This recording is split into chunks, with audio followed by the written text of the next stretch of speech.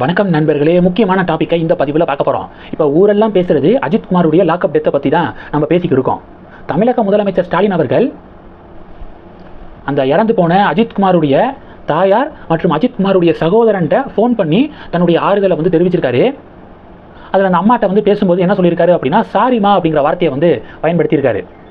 அந்த அம்மா என்ன சொல்கிறாங்கன்னா, முதல்வர் எங்களிடம் வருத்தம் தெரிவித்தார், தேவையான அனைத்து உதவிகளையும் செய்து தருவதாக உறுதி தெரிவிச்சிருக்காரு அப்படின்னு இறந்து போன அஜித்குமாருடைய அம்மா பேட்டி கொடுத்துருக்காங்க. இறந்து போன அஜித்குமாருடைய சகோதரன் என்ன சொல்லியிருக்காரு அப்படின்னா, நிரந்தர வேலை கேட்டதற்கு முதல்வர் உறுதி அளித்ததாக அஜித்தின் சகோதரர் நவீன்குமார் பேட்டி கொடுத்துருக்காரு. அப்போது கவர்மெண்ட் சைட்லேருந்து கொடுக்கக்கூடிய அந்த இழப்பீடு நிவாரணம் இதை அக்செப்ட் பண்ணிக்க அஜித்குமாருடைய ஃபேமிலி தயாராக இருக்காங்க. எப்பயுமே எதிர்கட்சி ஒரு போராட்டம் நடத்தி அந்த போராட்டத்தின் எதிரொலியாக கவர்மெண்ட் நிவாரணம் இழப்பீடை எதிர்கட்சிகளுடைய போராட்டத்துக்கு பிறகு அறிவித்தாங்க அப்படின்னா எதிர்கட்சிகளுக்கு கிரெடிட் கிடைக்கும். எதிர்கட்சிகளுடைய ப்ரொட்டஸ்ட்டுக்கு பிறகு ஒரு கேஸை சிபிஐக்கு மாற்றுறாங்க அப்படின்னா எதிர்கட்சிகளுக்கு ஃபுல் கிரெடிட் கிடைக்கும். இந்த போராட்டத்தை எதிர்கட்சிகள் நடத்தினதுனால தான், இப்போ பாஜக அதிமுக போராட்டத்தை நடத்தினதுனால தான் தமிழக அரசாங்கம் இந்த கேஸை சிபிஐக்கு மாற்றிருக்கு அப்படின்னு சொல்லிட்டு கிளைம் பண்ண முடியும். ஆனால் தமிழகத்தில் இருக்கக்கூடிய எதிர்கட்சிகள்லாம் இந்த விவகாரத்தில் சொதப்பிட்டாங்க அப்படிங்கிறதான் மக்களுடைய கருத்தாக இருக்குது. சாத்தான் குளத்தில் இரட்டை கொலை நடந்துச்சுல, லாக்அப் டெத்து, ஜெயராஜ் பென்னிக்ஸ் 2 பேர் கொல்லப்பட்டாங்களா? அப்போ அந்த விவகாரத்தை திமுக எப்படி ஹேண்டில் பண்ணாங்க, இப்போ இந்த அஜித்குமாருடைய லாக்அப் டெத்தை இப்போ எதிர்கட்சிகள் எப்படி டீல் பண்ணுறாங்க அப்படிங்கிறத கொஞ்சம் கம்பேர் பண்ணி பாருங்களேன். ஜெயராஜ் பென்னிக்ஸ் இறந்து போனது 2020 ஜூன் மாதம். தேர்தலுக்கு ஒரு 8-9 மாதம் இருக்கக்கூடிய தருவாயில் ஜெயராஜ் பென்னிக்ஸுடைய லாக்அப் டெத்து நடக்குது. இப்போயும் அதே மாதிரியான பீரியட் தானே. 2026 தேர்தல், 2025 ஜூன் மாதம் அஜித்குமார் லாக்அப் டெத் ஆகிறாரு. அப்போ 2 காலகட்டமும் கிட்டத்தட்ட ஒரே மாதிரியான காலகட்டம் தான். அப்போ திமுக என்ன பண்ணாங்க, எல்லா திரைப்பிரபலங்களையும் பேச வச்சாங்க. பேச வச்சு திரைப்பிரபலங்கள் எல்லாரும் பதிவு போட்டாங்க.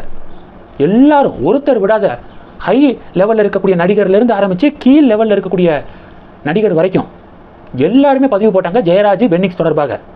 அடுத்து இதை ஒரு மக்கள் போராட்டம் மாதிரி மாற்றுறாங்க. அதன் பிறகு திமுக இதில் களமிறங்கி எல்லா கிரெடிட்டையும் திமுக எடுத்துக்கிறாங்க.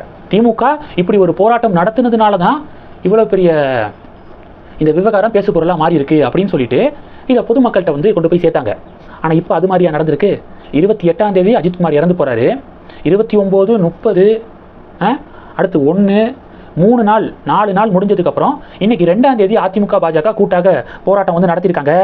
இதன் பிறகு பார்த்தீங்க அப்படின்னா தாவேக்கா பார்த்தீங்கன்னா பனையூரில் உட்காந்து அறிக்கை மட்டும்தான் தாவேக்கா சைட்லேருந்து இருக்கு.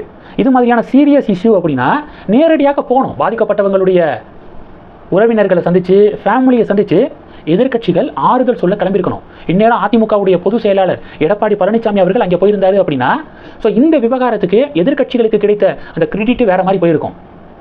சேலத்திலிருந்து சிவகங்கை எவ்வளவு நேரத்தில் வர முடியும்? சிம்பிளாக போயிடலாம். இல்லை சென்னையில் இருந்தால் கூட சென்னையிலேருந்து மதுரைக்கு விமானம் மூலமாக மதுரையிலேருந்து 1 மணி நேரம் சிவகங்கை போயிடலாம். ஸோ அப்போ இது மாதிரி அப்போ ஜெயராஜ் பென்னிக்ஸுடைய லாக்அப் டெத்தப்போ கனிமொழி அவர்கள் நேரடியாக போய் அந்த உறவினர்களை சந்தித்து ஆறுதல் சொன்னாங்க. உதயநிதி ஸ்டாலின் அனுப்பிவிட்டார் ஸ்டாலின் அவர்கள். அப்போ இது மாதிரி இப்போ எதிர்கட்சி அரசியல் செய்யாமல் அவியலா செய்யும் அப்படின்னு ஸ்டாலின் சொன்னார்ல, அதுதான். அப்படி பாலிடிக்ஸ் பண்ணாதான் ஒரு ஆளுங்கட்சிக்கு எதிராக ஒரு பெரிய எதிர்ப்பை கொண்டு போய் மக்கள்கிட்ட சேர்க்க முடியும். ஆன்டி இன்கம்பன்சி அப்படிங்கிறது இருக்குது பார்த்தீங்களா, அதை கொண்டு போய் பொதுமக்கள்கிட்ட வைக்க முடியும். அண்ணாமலை பிஜேபியுடைய ஸ்டேட் பிரசிடெண்ட்டாக இருந்த வரைக்கும் தன்னால் எவ்வளவு முடியுமோ அவ்வளவு ஆட்சிக்கு எதிரான ஒரு அலையை மக்கள் மத்தியில் கொண்டு போனார். இப்போ அண்ணாமலை மாறினதுக்கப்புறம் திமுகவுக்கு ரொம்ப சாதகமான ஒரு சூழல் நிலவிக்கு இருக்கு. இந்நேரம் அண்ணாமலை பிஜேபியுடைய ஸ்டேட் யூனிட்டுடைய பிரசிடெண்ட்டாக இருந்திருந்தாருன்னா அவர் இந்த விவகாரத்தை வேற மாதிரி கொண்டு போயிருப்பார். இப்போ என்ன யோசிக்க தோணுது அப்படின்னா, இந்த அண்ணா யூனிவர்சிட்டி கேஸில் அண்ணாமலை சாட்டி எடுத்து அடிச்சுக்கிட்டார்ல, அதை சில பேர் கிண்டல் பண்ணாங்க.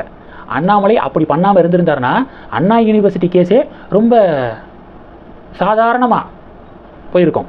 பொதுமக்கள்கிட்ட அது போய் ரீச் ஆகிருக்காது. அண்ணாமலை அப்படி ப்ரொட்டஸ்ட் நடத்தினதுனால தான் இந்தியா முழுவதும் பேசு பொருளாக மாறினுச்சு.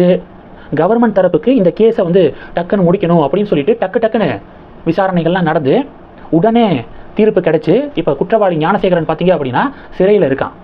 அப்போ ஒரு எதிர்கட்சி அப்படிங்கிற ரோல் ரொம்ப மிக முக்கியமான ரோல். ஸோ அதை சொதப்புறாங்க அப்படிங்கிறது தான் இப்போதைய நிலவரமாக இருக்குது. அதுவும் நீதிமன்றம் சமீபத்தில் ஒரு ஸ்டேட்மெண்ட் கொடுத்துருந்தாங்க.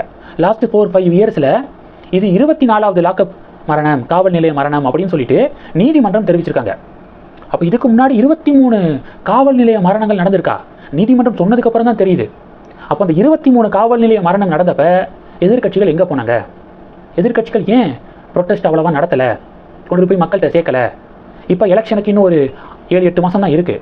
இந்த விவகாரத்துக்கு ஒரு பெரிய போராட்டத்தை நடத்தியிருந்தா இது மூலமாக பொதுமக்களுக்கு திமுக எதிர்ப்பு விஷயத்தை கொண்டு போயிருக்கலாம். ஸோ எல்லா வாய்ப்புகளையும் எதிர்க்கட்சிகள் தவற விடுறாங்க அப்படிங்கிறதான் என்னுடைய பார்வையாக இருக்குது. இந்த டாபிக்ஸை பற்றி உங்களுடைய பார்வைகளை மறக்காமல் கமெண்ட் பண்ணுங்கள். தொடர்ந்து கணக்கில் இருங்க. அடுத்தடுத்து நிறைய பதிவுகளை பார்க்க போகிறோம். நம்ம சேனலுக்கு சப்போர்ட் பண்ணணும் அப்படின்னு ஆசைப்பட்டீங்கன்னா நான் பேசக்கூடிய வீடியோக்கு கீழே நன்றி அப்படிங்கிற ஆப்ஷன் இருக்குது. அதை கிளிக் பண்ணி உங்களால் முடிந்த தொகையை சேனல் வளர்ச்சிக்காக கொடுத்து உதவி செய்யலாம். இல்லை ஜாயின் பட்டனை கிளிக் பண்ணி நம்ம சேனலுக்கு மெம்பராக ஆகலாம். நன்றி. ஜெய் ஹிந்த்.